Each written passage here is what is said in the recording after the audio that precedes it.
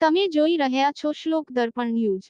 પાટી વેલનાથ નગરમાં state monitoring સેલના દરોડામાં 30 જુગારીઓ ઝડપાયા બાદ આ તપાસ પાટી પોલીસના બદલે દસાડા પોલીસને સોંપાઈ છે।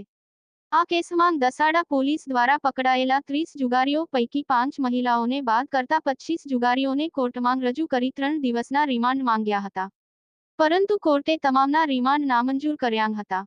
ઉલ્લેખનીય છે કે આમાં મુખ્ય આરોપી કિરણ ઠાકોરનો મોટો ભાઈ કમલેશ ઠાકોર બરોડા એસીબીમાં પીઆઈ હોવાનું પણ પ્રજાના અંદર ચર્ચા ચાલી રહી છે।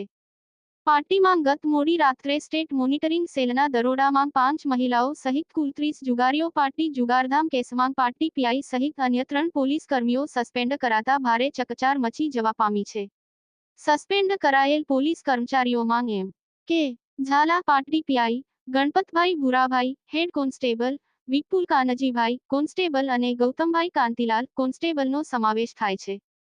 ગાંધીનગર એસએમસી ટીમે આ જુગાર દરોડામાં રોકડા રૂ 4.58 લાખ, 3 વાહનો અને 26 મોબાઈલ મળી કુલ રૂ 6.58 લાખનો મુદ્દામાલ જબ્બે કરી પાટી પોલીસ મથકે જુગાર અંગેનો ગુનો દાખલ કરી વધુ કાર્યવાહી હાથ ધરી છે।